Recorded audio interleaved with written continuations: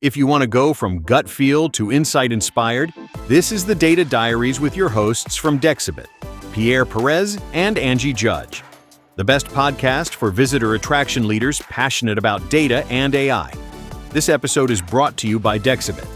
We provide data analytics and AI software specifically for visitor attractions, so you can reduce total time to insight and total cost of ownership while democratizing data and improving your team's agility. Here comes the show. Okay, we're going to talk about failure and mistakes and tell you all of the things that we've learned over the years of either doing data transformations ourselves and what sort of missteps we've made, or often when we talk to visitor attractions who turn up to Dexibit having tried to build something themselves and some of the lessons that they've learned that they share with us as well. And here with me today is Pierre. Pierre, what do you reckon's on my list? Top mistakes. First of all, I like what you say about mistakes we have made. And that's like the point of learning when you do some data is that you will continue to make mistakes.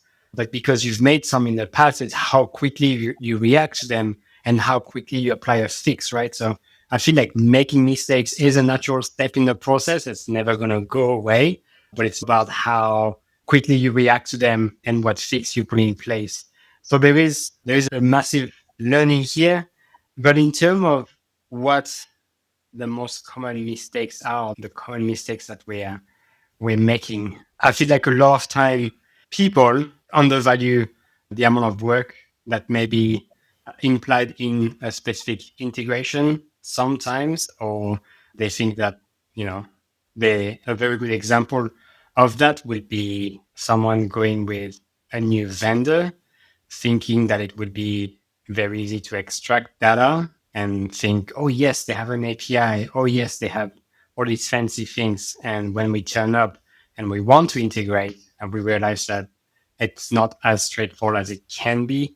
So ensuring that there is good data availability and assortment from the sources is one of them. That's so true. And it's funny, I was reading a stat the other day that 85% of data projects fail. And the number one, so this is a Gartner finding, the number one thing that they cite is integration difficulties, and then followed by things like management resistance and internal politics. But integration difficulties up front there. And I think in our industry and visitor attractions in particular, that's a really difficult one because a lot of the systems are quite old. A lot of the ticketing companies been around for a long time. They're pre-cloud. Maybe they've made attempts to get on the cloud.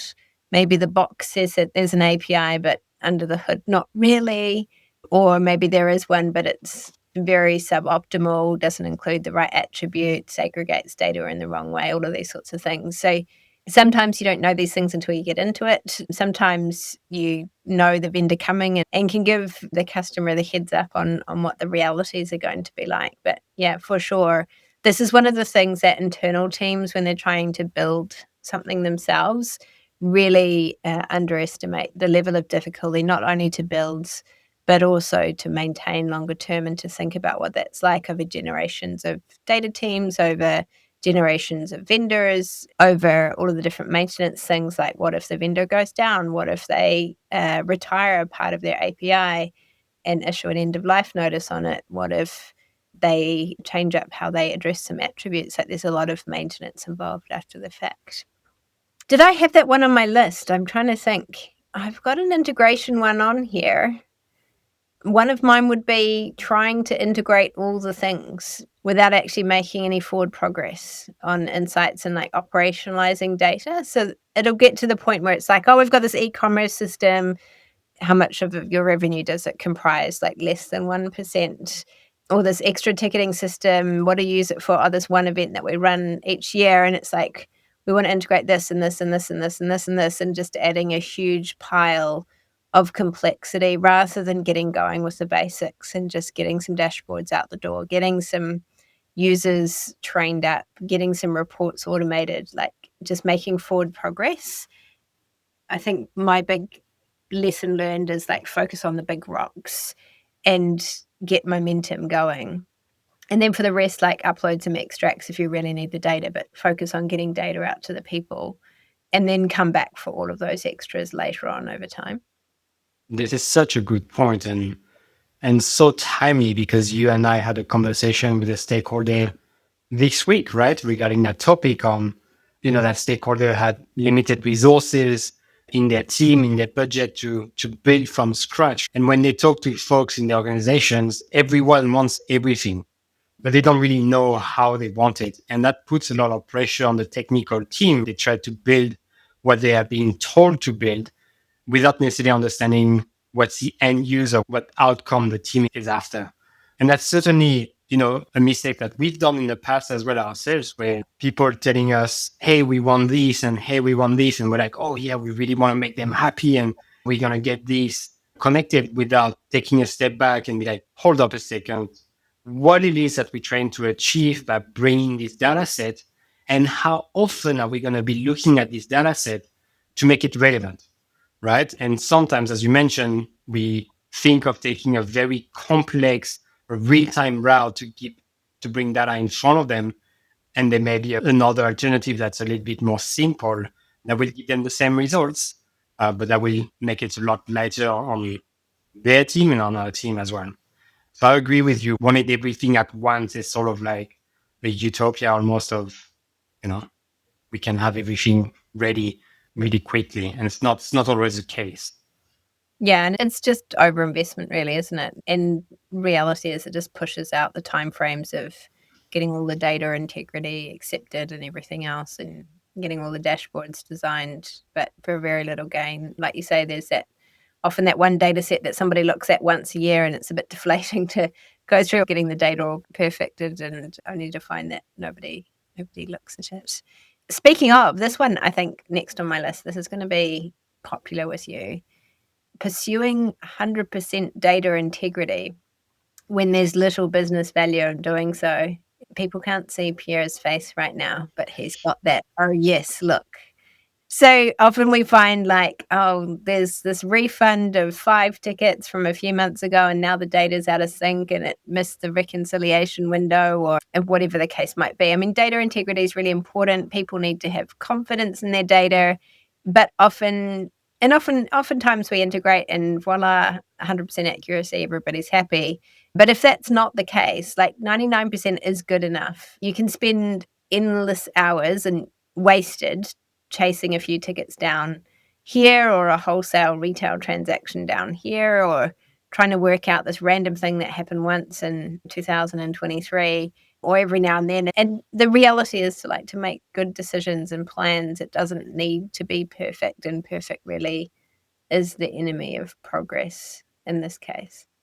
I mean, by default, I'm from the school that done is better than perfect from the get-go, right? And perfect has a very subjective definition for every single team in the organizations. Your finance folks will always be a lot more focused on the accuracy that, your visitor experience, your operations, etc.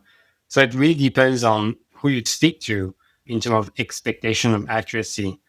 What I'm usually here, what we usually do is that we focus on insights and trends. So the fact that your visitation is maybe up 25.01% against 25.02% is irrelevant in terms of the accuracy.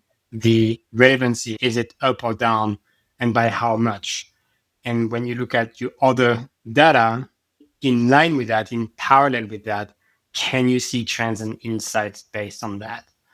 What is more important is, in my eyes, more than 100% accuracy and is making sure that the rules that you have around each specific data point are loud and clear to everyone. When do we recognize someone as a visitor?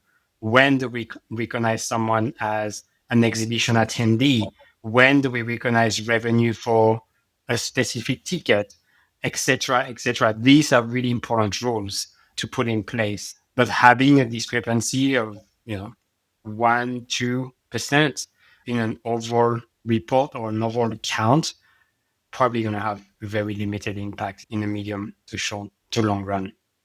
Yeah, and a big hack that you'll find, I'm giving away the house secrets here. So if we ever do this to you, you know what we're doing now. But if you ever find yourself in this situation, like one of the things we do is somebody will say, oh, this data set is out by 42 tickets, for example, we'll immediately convert that into a percentage because that sort of puts things into perspective for people making a decision on what are the decreasing returns of chasing those last few, often points of a percentage on data accuracy.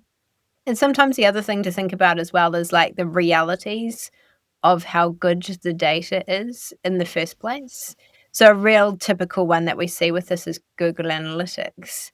Google Analytics comes out of Google slightly differently depending on how you dimension it and how you sort of pull that data out.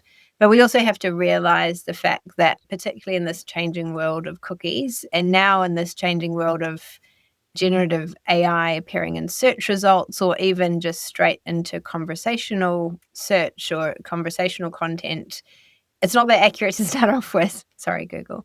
And so worrying about a couple of percent on Google Analytics is, depending on how that data is being dimensioned, can be a bit of a lost cause as well. I mean, the big thing is to see, like, is it going up or down?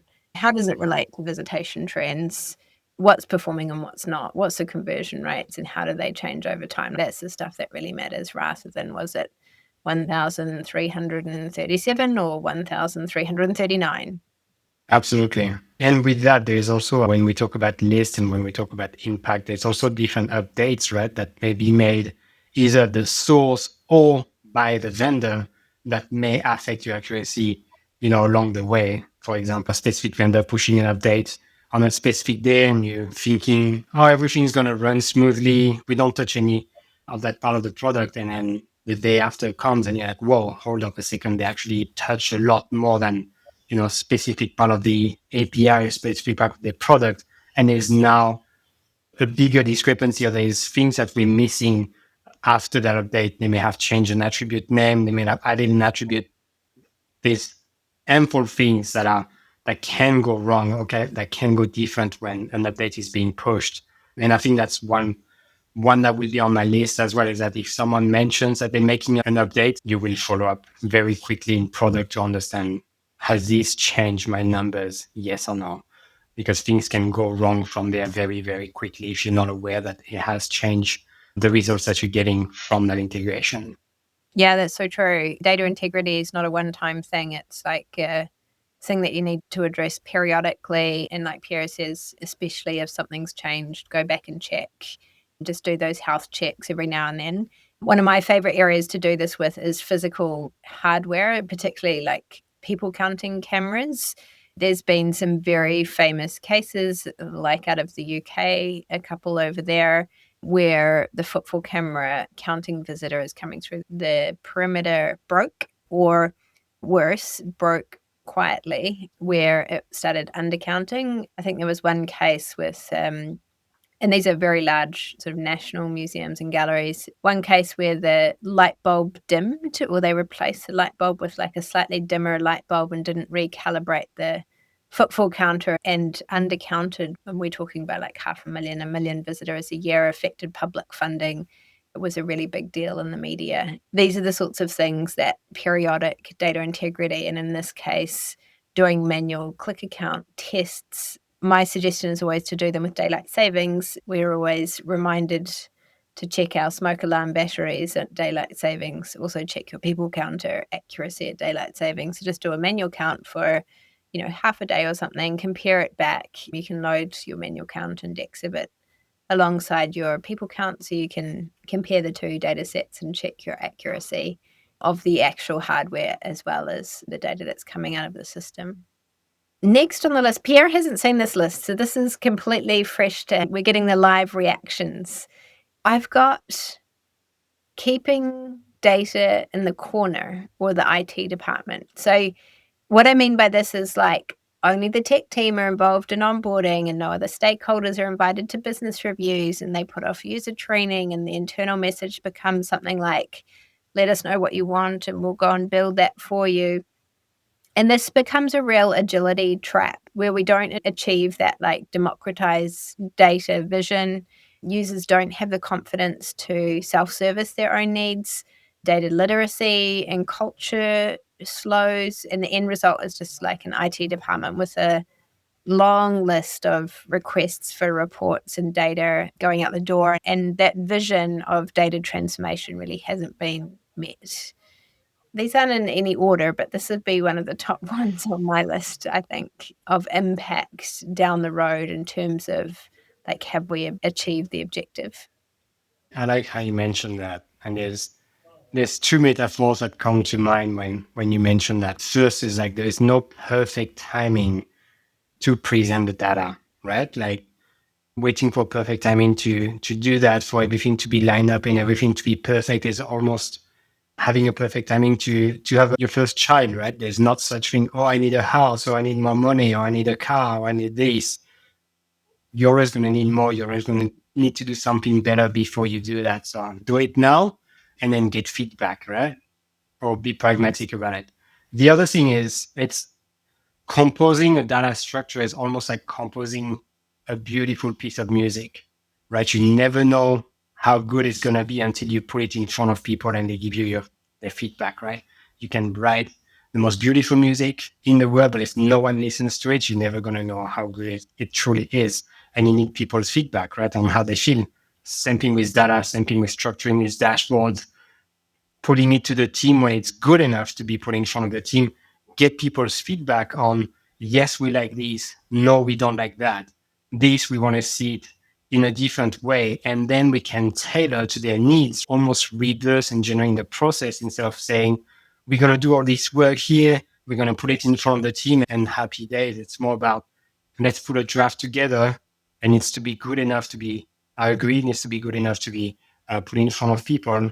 But then we need to hear their feedback, right? You need to sell almost a data structure to the team. And to sell, you need to listen. And to listen, you need to have some feedback. Yeah, we have a release philosophy here at Dexibit when we're putting out product, so like developing software, which is 3 words, and I think that makes it nice and simple and powerful. And it's little, early, and often. So release something small, release it as soon as you can, and then iterate on it constantly once you get that feedback. And people talk all sorts of things about agility, and there's all sorts of frameworks in the world for mastering it. But little, early, and often, I think, sort of describe the best way to really achieve that. And data that can be like, this is why we make a big push for visitation. Like, let's get a visitation dashboard out the door. Let's get it automated on a daily basis. Let's get it out to a big audience. And before we go integrating all the things, doing all the fancy stuff, just even small wins like that make big strides when it comes to bringing everybody on the journey along with you. What else is on the list, Angie? Tell me. Spending 6 months on a data audit and assessment without making any forward progress. This is like often something people do before getting started. And it turns into these like largely theoretical exercises. Priorities and realities always end up being different once you get into it. And basically, we're just delaying value while increasing cost. And realistically, very few people are going to really read the report that they spent the thousands of dollars on a consultant to write. And usually we find like stakeholders actually need to be sleeves up in the data to know what they want and to know what their data needs. And that sort of idea that you only know what you need to know when you need to know it kind of thing, like doing a brief audit is cool. That for us is often just a conversation of what systems have we got and what are you trying to accomplish. Maybe a workshop, but don't overanalyze. Don't get sort of trapped in that analysis paralysis before getting going. Literally, like, let's just get into some data and get started, because it's through these conversations and through the work that everything is revealed and people start to work out what they want and what they need. I feel like this is something that we've become really good at with the folks that we have in our team, is that we get thrown very often new systems, right, that we've never dealt with before. But the folks here that we work with are really good at contextualizing that data and picking up a feel and say, yes, this specific field is the same as that specific field in that system. And we should call it, for example, date scheduled, right? Or date redeemed, or this specific status means that the ticket was canceled, that it's not valid, or that it's been bought as a gift, etc., etc., etc. There's a lot of this exercise of trying to understand and contextualize the data from a source that potentially an internal team may not have been exposed before, or they may make assumptions which are not in line with best practice or with what the data was first put in place for. So I feel like there's that as well that can take a lot of time on going back and forth with teams in an internal organizations where we sort of have, without being, pretentious about it, but we sort of have been exposed to so many different systems for such a long time that we know how things should be structured and should be looked at going forward. And that's how we're saving a huge amount of time, right, when we integrate.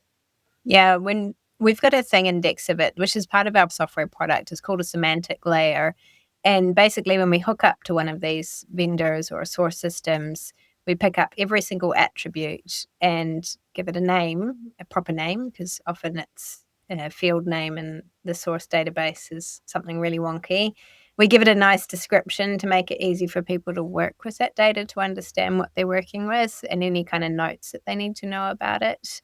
We might give it some transformations, like maybe it's in the wrong time zone, or maybe the data just needs a bit of a cleanup or needs some tags or something put into it. Or maybe it needs to be enriched to really unlock some value or sort of converted and classified and things like that. And then we give that system maybe some derived metrics to calculate some stuff dynamically that it's missing. We'll give it some visualizations, and then we might map it into a domain and say, well, this is ticketing data, and so it should look like this, and get all these extra visualizations and templates and stuff. And we sort of form it and make it conform to some industry best practices as we see them in this data model. But it's essentially this huge pattern matching exercise, because even if it's something completely off the wall different, we can say, actually, this is sort of transactional data and therefore it should look like this and have these things, or this is location data and so it should have these things and look like this. And we've got the benefit of having done this over and over and over again with hundreds of vendors and lots of different data sets to be able to accomplish that. It's very, very difficult to do in a data audit on a piece of paper. And I don't want to be accused of being a hypocrite. We do have a data audit and assessment template on our website, but it's literally there to support a very brief conversation, not to spend months and months worrying about, because literally once you get into these things, everything will be different anyway. Speaking of money wasting, my pet peeve is data sovereignty, which is a whole other conversation in itself, but an example of where you can spend a ton of money on something that delivers very little value and you probably don't need. FedRAMP would be another thing, like very expensive, won't actually change anything for anyone. And it's really just sort of compliance for compliance sake in most cases, because we're not talking about PII or PCI data here, personally identifiable or credit card information. We're talking about like business data, transaction data. And so sort of keeping some of these very things that can be very expensive, very time consuming, unless they are an absolute necessity, and just getting really pragmatic about them would be something I'd pop on that list too. Absolutely. Keeping the right context around the data that you are gathering and analyzing is one of the key things. And I agree with you. It can be quite a massive roadblock, right? Sometimes when we have teams or individuals that don't really follow that context or understand that context and what we're trying to do. Yeah, 100%. And then if we sort of zoom out a little bit, I've got here making data a project, not a product. Now, when you implement, let's say, a point of sale system, you get it set it up, you get configured, you switch over, train everybody up, do your migration, and off you go.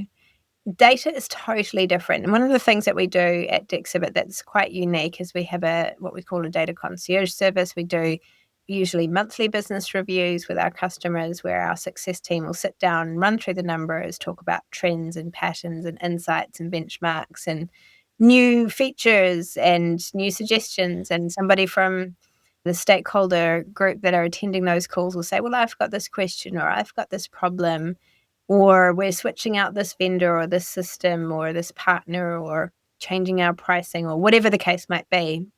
And we talk through the data ramifications of how to service that decision or that action.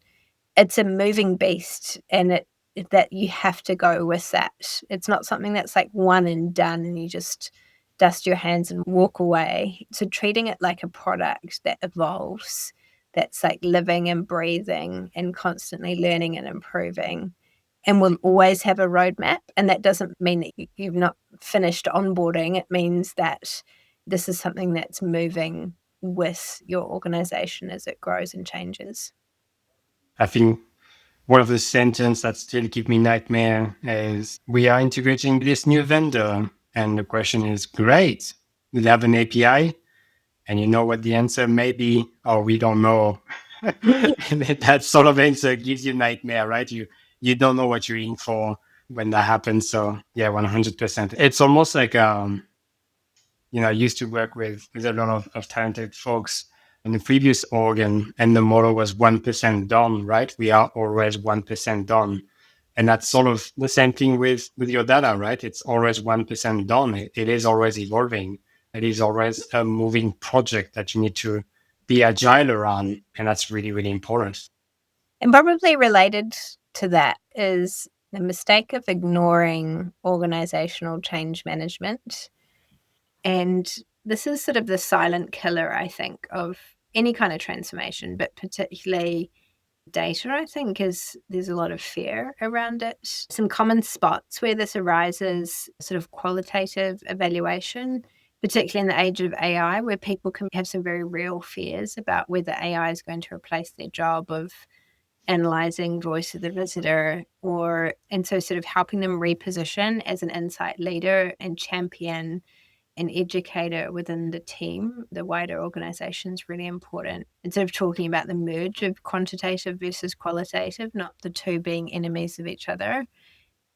Gatekeeping, particularly around sort of system administrators that have been there for a long time, maybe that know all the rules and they're the only person that people can go to get data from, and they keep the spreadsheet with all of the things. Very, very occasionally, but it does come up. There can be financial risk involved with that in terms of like fraud and theft. So it's a very real problem to address. And then others like are just sort of general areas where usage can otherwise be low and people can just not engage and just keep making decisions the hard way without data. So getting into lots and lots and lots of training. We don't cap our user training, and that's one of the reasons why helping people with the storytelling aspect, helping them with the translation of like business problems through to data analysis, and just consistently reinforcing great habits with the team. These sorts of things are really, really important for leaders. And if I go back to that Gartner thing of why do data projects fail, like lack of leadership support or having leaders on board was one of their top ones of reasons behind the integration one. So this is definitely a big thing. It's the end of my list, Pierre. Yeah, no, that's great. And on that, I absolutely resonate on that. I think a while back now, I had a conversation with the stakeholders, and we were looking at a specific part of the product. That person said to me, "Oh no, you're looking at this wrong. But no, you wouldn't know that unless you were me." And that sentence is really striking, right? Is that one person in that organization only knew a rule that really should have been known by more than one person. And it's almost dangerous to have that knowledge isolated to one specific person, because anything could happen to that person and then you lose that knowledge, right? So I agree. Support of leadership, being transparent, documenting the changes, documenting the structure is really important to make it successful. Is there anything missing from this list that you'd include in your top? I'm really putting Pierre on the spot here. When we purely speak about data and availability of the data, for me, my biggest one is how granular do we have that data available to us Mm. at, right? We've seen that many times where the data is not granular enough when it's being sent to you, and then you're extremely limited on how you can use that data with other data sets that have a finer granularity. An example of one would be footfall, right? We've been in a situation before where we had, tickets being bought on site, flowing hourly or on an hourly granularity, and your retail revenue is flowing at an hourly granularity, and it's great. And then you have footfall data, and that was a daily granularity. And that mismatch here of granularity sort of throws a lot of your insights out of the window because you cannot match them together. You're missing a piece of the puzzle. And you have all the data and it's happy days, but because that data is not coming at the same granularity, you're actually missing insights. So I think that's one of the big ones for me is, go as granular as you want for two reasons. One is that, yes, on the inside, it's really important to be as granular as you can and have the same granularity across all the different source that you deal with.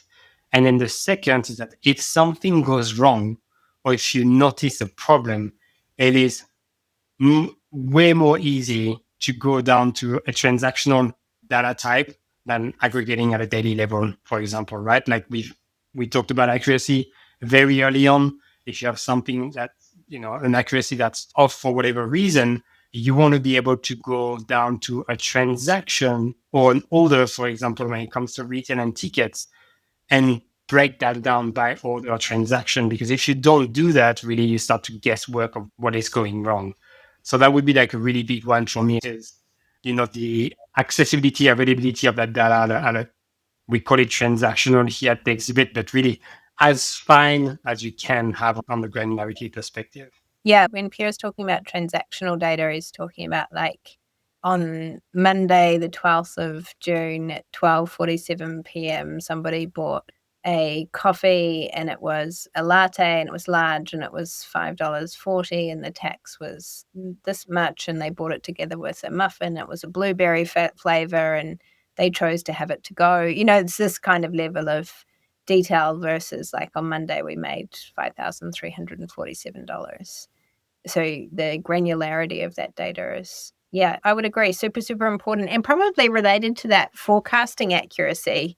Judging, I know that seems like a really left field leap to go from coffees to forecasting accuracy, but judging forecasting accuracy on different granularities, looking at a target for a month and going, oh, well, that's 94% accurate, and then looking at a daily forecast and saying, oh, well, that's only 87% accurate and therefore it's worse. Like always keeping in mind the level of granularity that you're thinking about when you're talking about data or when you're talking about predictions, and particularly when you're judging accuracy. Sort of apples for apples comparison is a bonus one. Yeah, absolutely. One last one for me, which is, the validation, like we talk about data integrity, needs to be acceptable before transformation, if that makes sense. So we do want to make sure that we're dealing with the right data before we start transforming that data and bringing insights into play. For example, when we talk about footfall, we want to understand, a common metric that we track is how many visitors came to that exhibition, either, comparing a footfall visitation against a footfall entrance to a specific gallery, or the number of tickets that were scheduled for that exhibition. Or, for example, how many people visited the museum out of, X amount of people who visited the museum, how many entered our retail store. But what you want to understand is that you want to validate the first two data points that you are dealing with before transforming and having the insight. So you want to make sure that, one, you're counting people correctly within opening hours and on both sides, opening hours at the museum and opening hours of the store. Then once you have that validated, then you can transform and do a ratio, for example, of X amount of people that have entered the museum also visited the store. But don't skip that process, right, of validating the data before you transform or you do anything with it. So that's one of my one. Yeah, same true for forecasting as well. To come back to that topic, not to harp on about forecasting, but I was in a customer meeting earlier this week where we pulled out the beautiful new forecast we'd just spun up and then went, oops, the visitation data has come out incorrect on this, this, and this. We actually need to go back and reevaluate some of our business rules. And of course, all of the forecasts were then thrown off, and to constantly try and reinforce that point of, by the way, these have been trained on the data that was apparently missing these things. Now we know, and we'll go and address that. But again, another example to Pierre's point of validating the input that's going into a machine learning model and training it up rather than expecting it to magically know where the input data is wrong. Very important. We could probably come up with a whole nother list just for AI as well, I imagine, speaking of machine learning. And probably top of my list there would be, don't spend several years writing an AI policy before you dip your toe in the water. But there's probably another 7, 8, 9, 10 lessons learned from that as well. So I'd love to come back for those on another episode. Yeah, 100%. I think, the moral of the story is that, is it going to be perfect? Yes, one day. Let's start now. Let's be pragmatic and enjoy the journey. And we may make mistakes along the way. We'll fix them. And it's a journey that counts, right? And then we have what we want at the end. But don't be too much in a hurry, essentially. Get the basics right and then build from that. Well, if you're just setting out on your data journey, I hope these help you in some way prepare for some of the realities and avoid the common traps for new players. If you've been through data transformation yourself, we'd love to hear about your own experiences or data sins to add to ours so we don't feel quite so alone. Share them with us. Share this episode with your colleagues and your friends. And we'll see you next time. If your goal is to get more visitors through the door, engaging and spending more, leaving happy and loyally returning, check out Dexibit's data analytics and AI software at dexibit.com.